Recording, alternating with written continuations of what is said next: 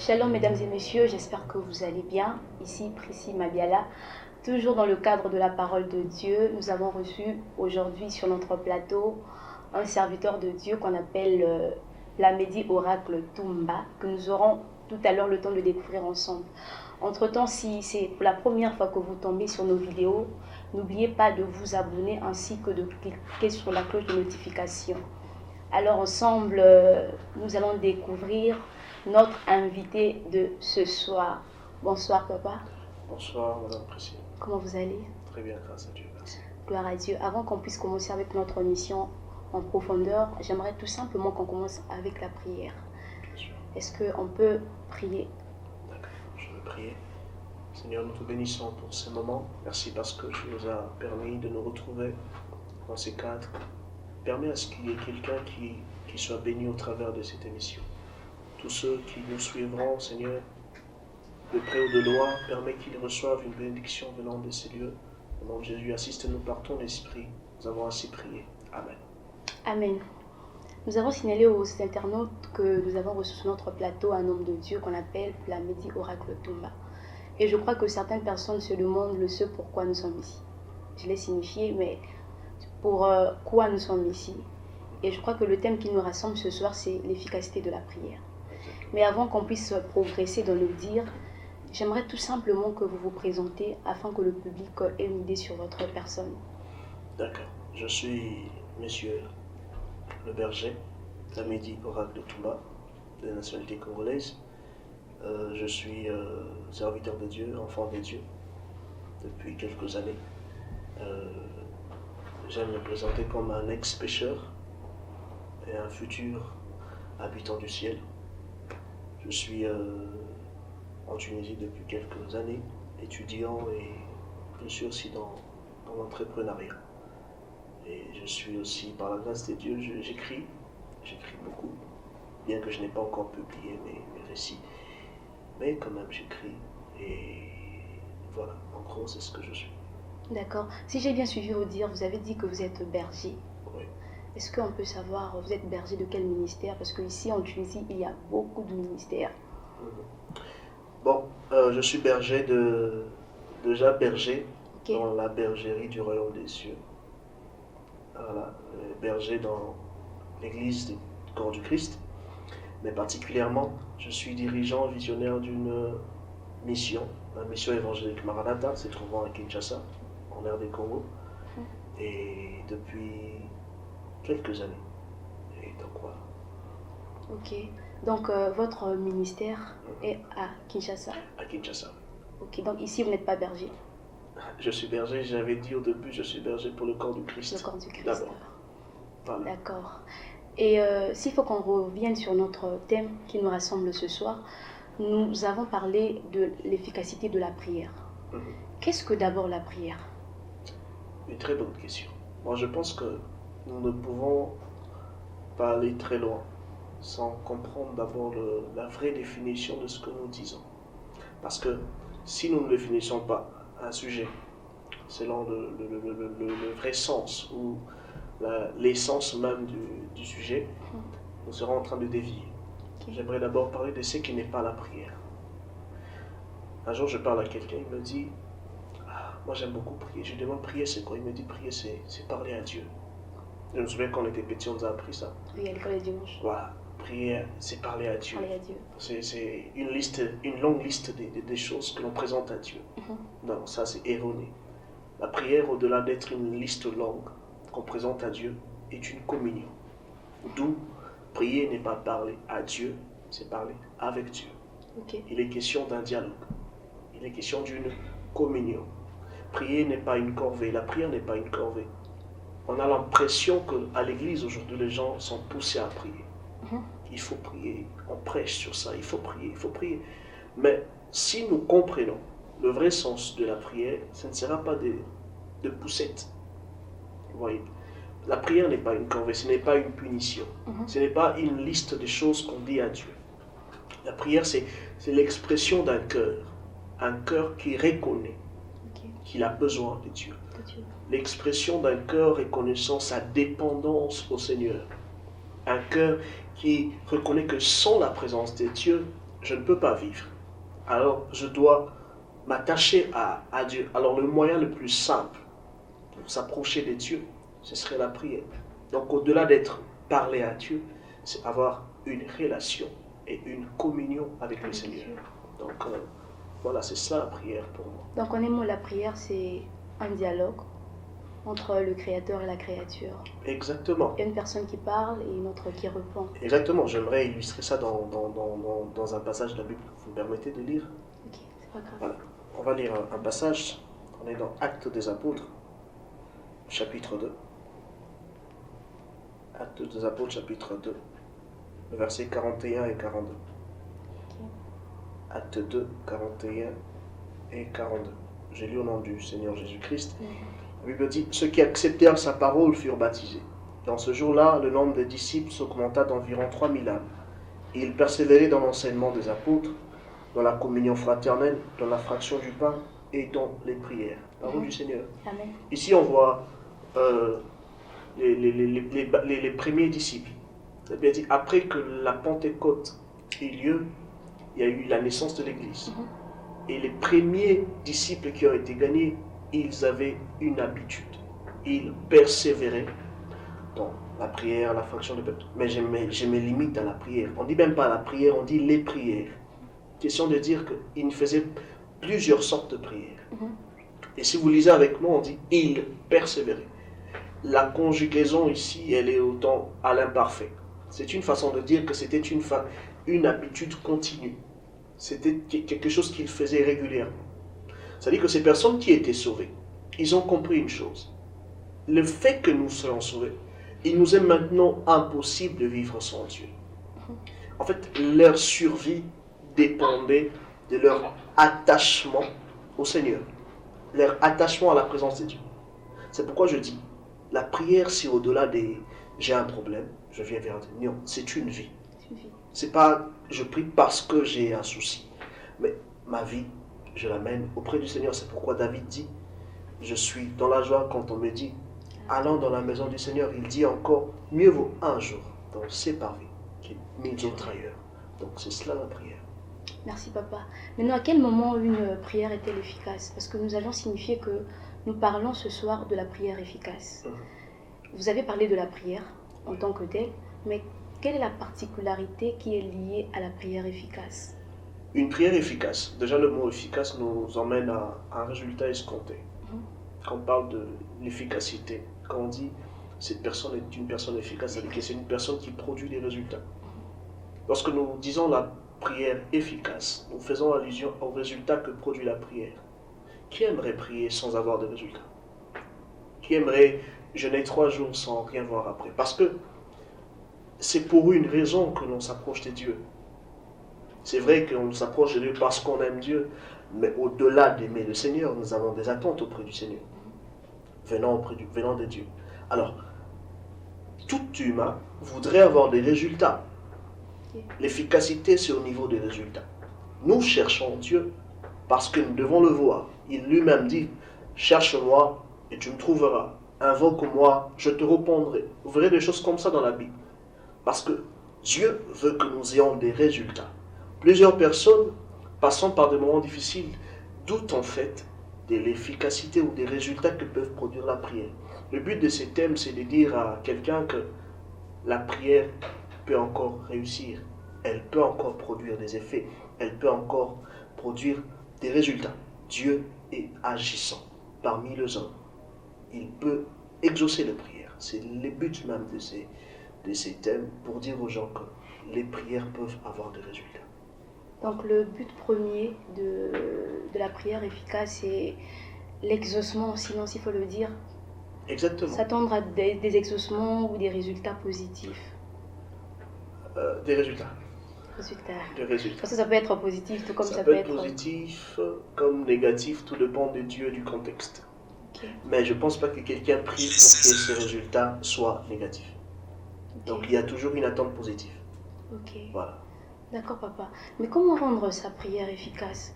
Parce que certainement il y a des gens qui passent leur temps à prier, mais ils se rendent compte qu'ils prient, mais il n'y a toujours pas de solution. Parce que vous avez dit autrefois que l'efficacité de la prière se fait voir dans les résultats. Maintenant, au cas où tu te retrouves face à une situation, tu pries, mais tu ne vois rien. Comment est-ce que la prière peut être efficace? Comment rendre sa prière efficace? D'accord. En fait, nous ne rendons pas efficace la prière, ça il faut le souligner. Okay. Nous n'avons pas le... Parce que l'efficacité, c'est les résultats. Nous n'avons pas le droit, les pouvoirs plutôt, de produire un résultat compris. Okay. Déjà, la base d'une prière efficace, c'est que c'est Dieu qui agit. Ce n'est pas l'homme qui agit. C'est Dieu qui décide de répondre à la prière. Okay. Puisque c'est Dieu qui est au centre des résultats d'une prière, on peut être sûr que les résultats seront positifs. Okay.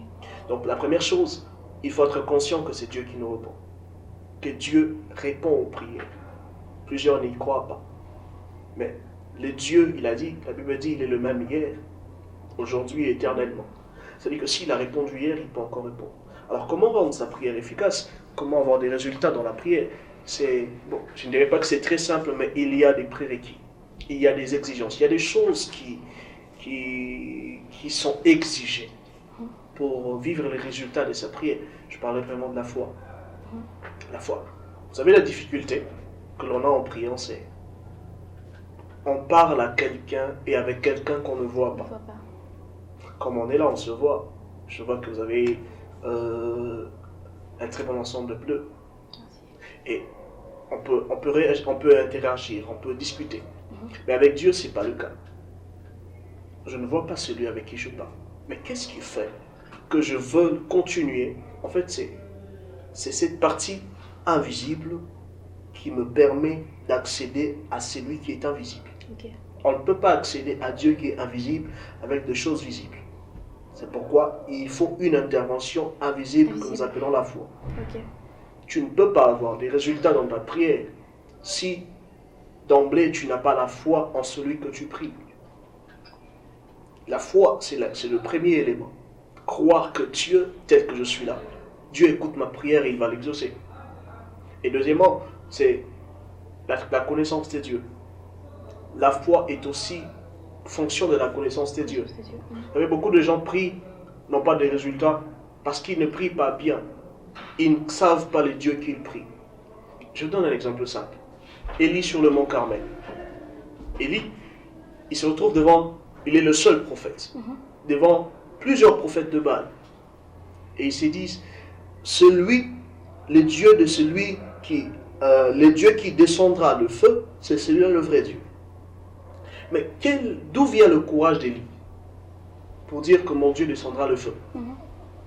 Est-ce qu'il a déjà vu Dieu faire ça avant? Comment tu peux être sûr que si je me mets là, Dieu descendra le feu? En fait, c'est ça la connaissance. Il était sûr de son Dieu parce qu'il connaissait son Dieu. On voit un David qui s'avance devant Goliath.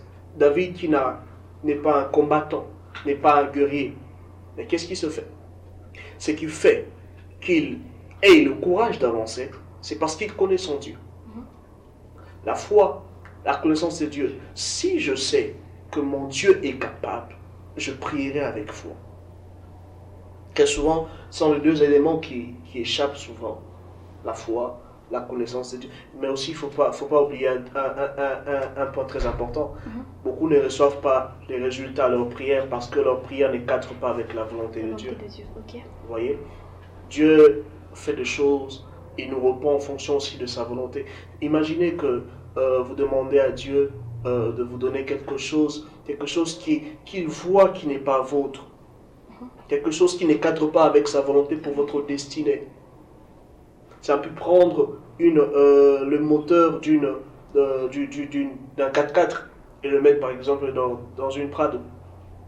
Ça colle pas. Ça colle pas. Il faudrait que nos prières cadrent avec la volonté de Dieu.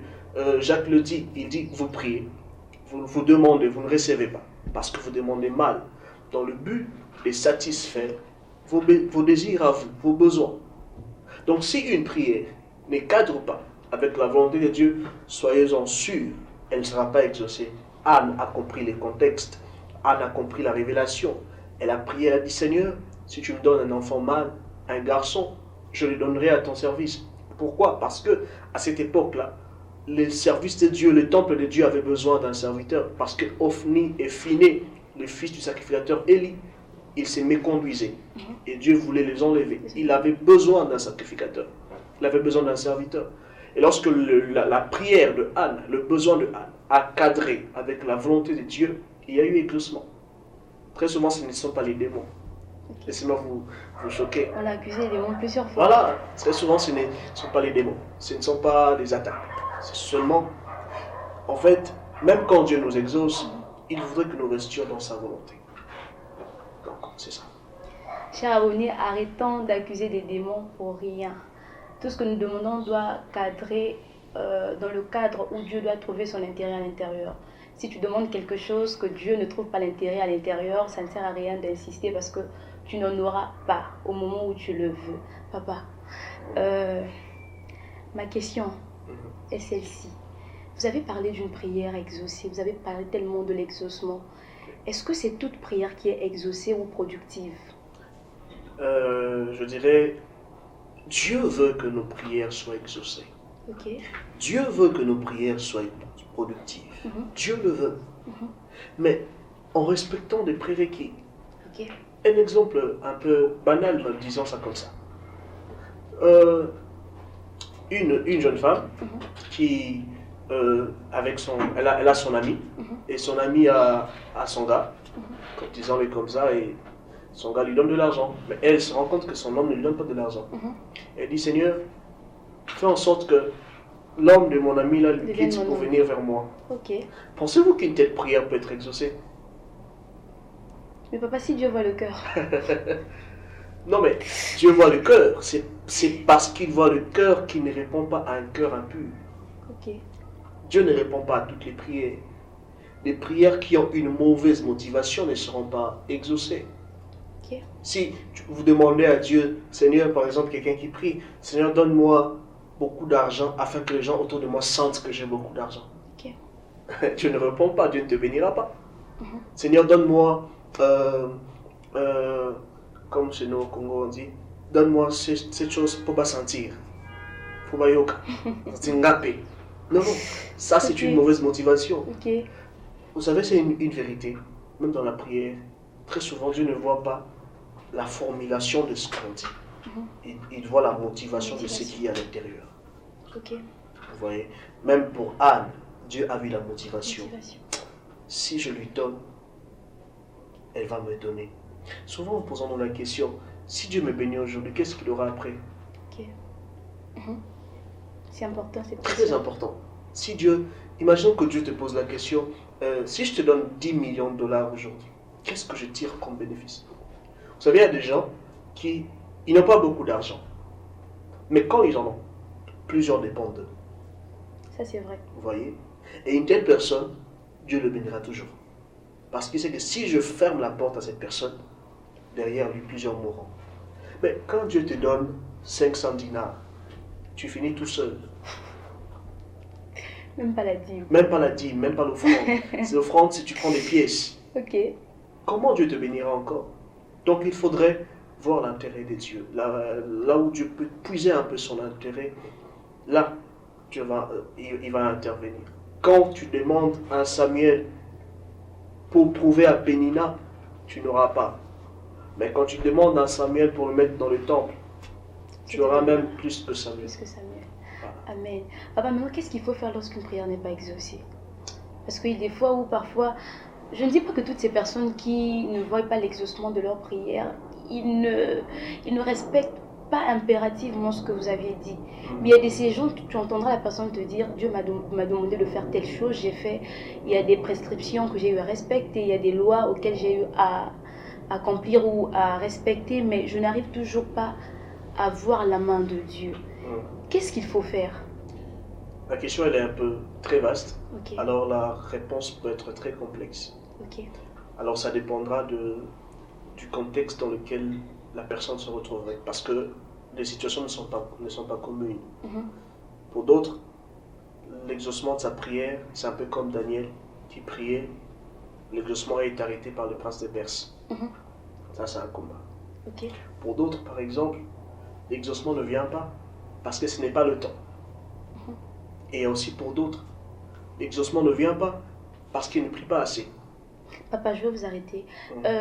Comment savoir, comment distinguer toutes ces trois formes, des choses que vous venez de citer, parce que chaque personne, parfois, vous avez parlé de combat, Oui. vous avez aussi parlé du temps, je crois. Oui. Maintenant, comment faire pour avoir vraiment une idée de ce à quoi on passe? Parce que tu peux commencer à accuser les sorciers alors que ce n'est pas la volonté de Dieu.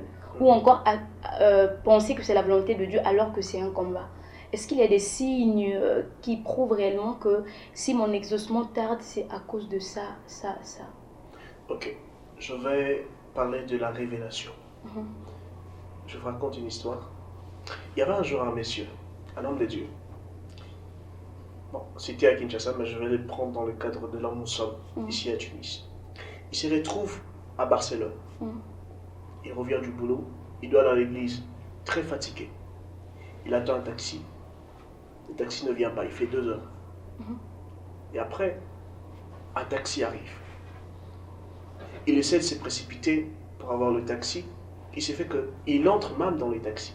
Ok. Et alors, pendant qu'il y entre, il y a des militaires qui viennent descendre du taxi parce que nous sommes pressés. Nous sommes des ayants droit. Voilà, civils, militaires. Oui, voilà. Il descend, très énervé. Il dit, Seigneur, pourquoi tu as permis cette humiliation? Alors il s'est décidé de faire le pied. L'église, c'est vers, disons, c'est vers Lafayette. Il décide de faire le pied. Il marche, il marche. Alors, il arrive vers Lafayette, il voit la même voiture où il était entré. Mais il y a eu un accident. Et aucun de ceux qui étaient dans cette voiture n'a survécu. Ce que je fais est bon. Vous voyez. Le monsieur s'est arrêté. Le Saint-Esprit lui a dit, tu vois pourquoi je n'avais pas permis? Il s'est agenouillé. Il a commencé à se repentir et à bénir le Seigneur. Très souvent, il nous manque seulement la révélation. Pourquoi Dieu ne permet pas que cette prière soit exaucée? C'est pourquoi je dis qu'il y a plusieurs contextes. Chacun doit connaître le contexte dans lequel il est. C'est pourquoi il faut prier. La Bible a dit, un peuple sans révélation est un peuple qui n'a pas de frein. Vous voyez, il faut prier. Seigneur, des fois il faut arrêter de dire, Seigneur, exauce-moi. Il faut dire au Seigneur, Seigneur, quand est-ce que tu vas m'exaucer? Ou pourquoi tu ne m'exauces pas? Si tu comprends le pourquoi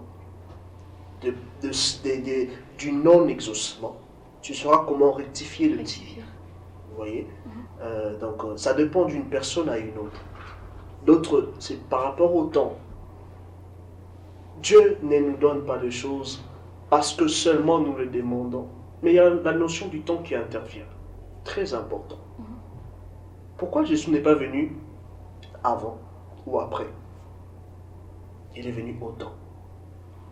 Vous lirez avec moi, la Bible dit, au temps fixé par Dieu, il enverra son Fils, qui mourut pour sauver l'humanité. Il ne l'a pas envoyé avant, ni après, au temps. Dieu n'est pas soumis au temps, mais il est le maître du temps. Ça ne l'empêche pas d'agir dans le temps. Vous voyez?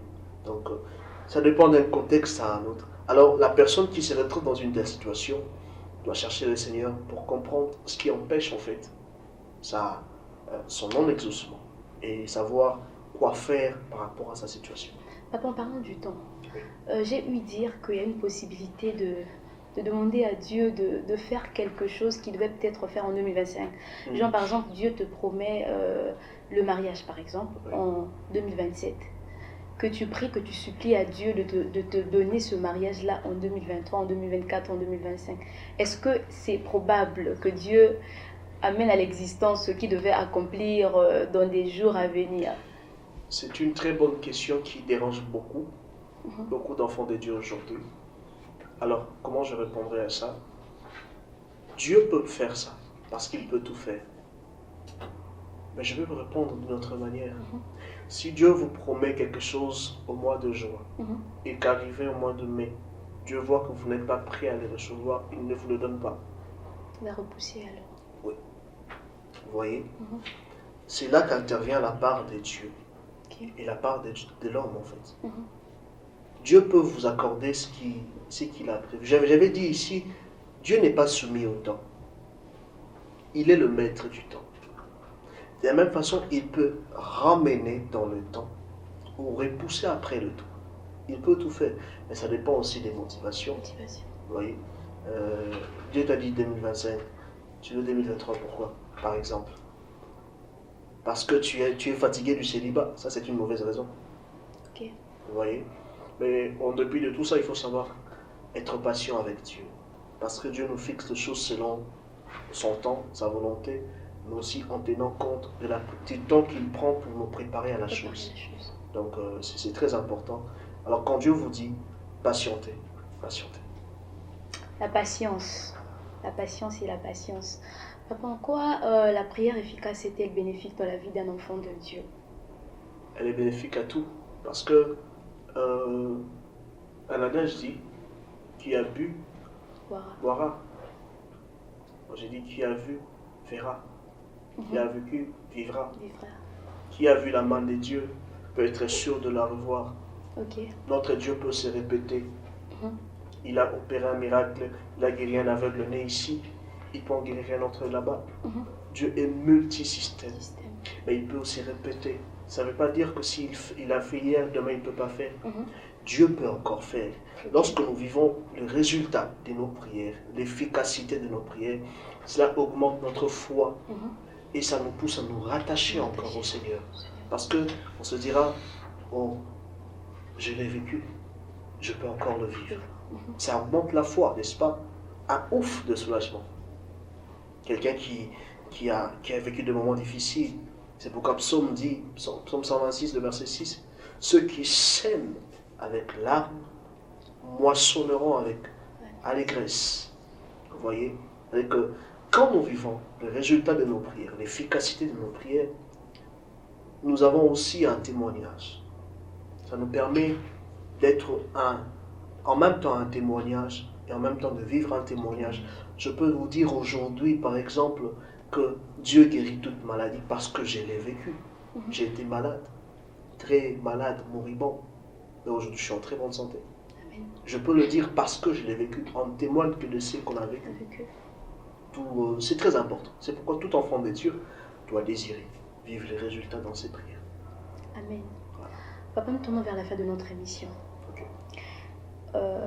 Étant serviteur de Dieu, certainement vous avez vécu plusieurs expériences avec Dieu. On ne vous demandera peut-être pas de tout étaler ici.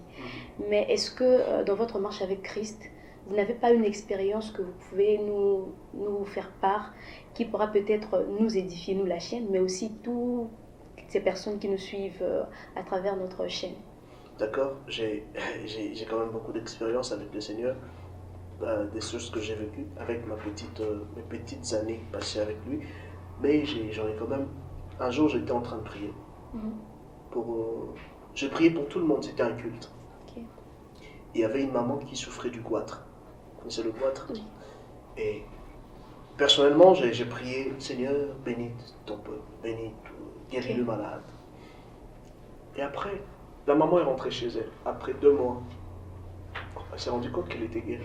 Amen. Elle a même oublié, elle m'a appelé un jour, ah, papa, ce jour-là vous priez, vous avez prié pour le malade, j'étais guéri.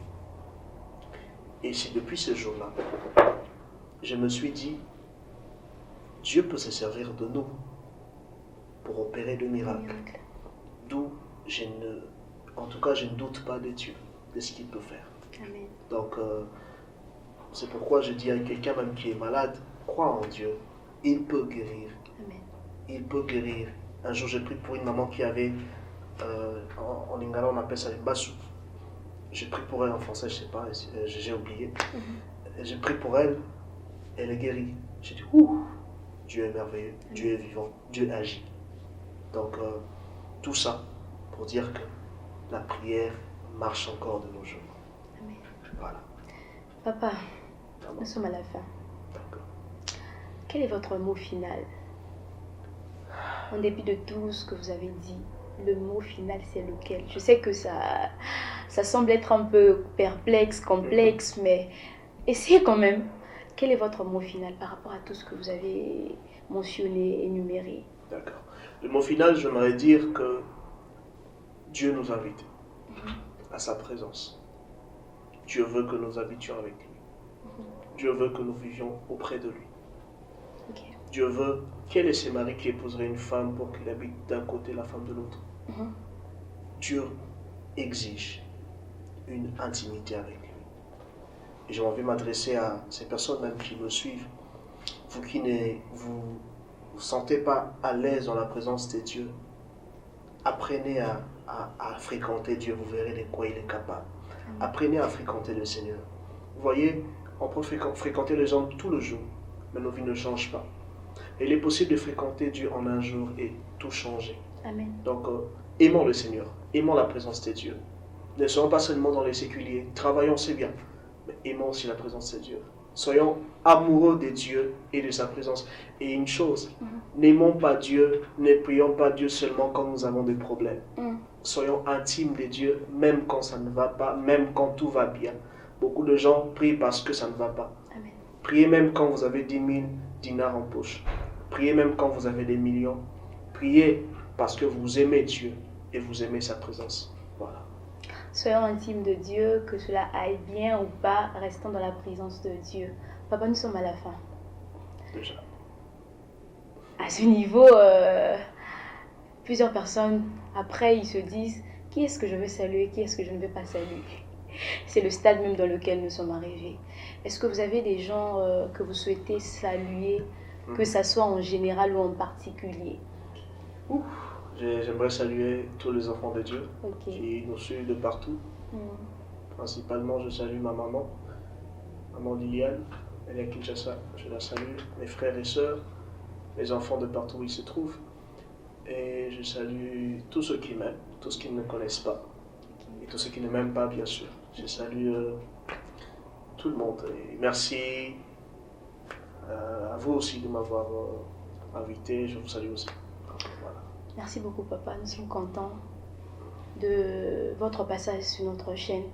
On a été bénis et nous croyons que cela ne sera pas la dernière fois. Je l'espère. Amen. Sinon, nous sommes à la fin de notre émission. Nous voulons tout simplement vous dire merci pour l'intérêt que vous accordez à l'égard de notre chaîne. Vous laissez vos activités, vos préoccupations pour vous mettre devant vos téléphones, devant vos ordinateurs pour nous suivre. Et nous prions que Dieu se souvienne de vous pour ça. De mon côté, je tiens juste à dire merci à toute l'équipe de Réel Télévision pour ce travail d'arrache-pied que vous ne cessez de faire pour que les enfants de Dieu, partout où ils sont, qu'ils soient bénis. Et j'oublie pas de saluer mon fils que j'aime beaucoup, Christian Sinaïl Boya. Et je salue également ma sœur que je porte beaucoup, Milka Moulumba. De là où tu es, je te salue. Sinon, retrouvons-nous la prochaine fois pour une prochaine édition. Portez-vous bien, que Dieu veille sur vous. Au revoir.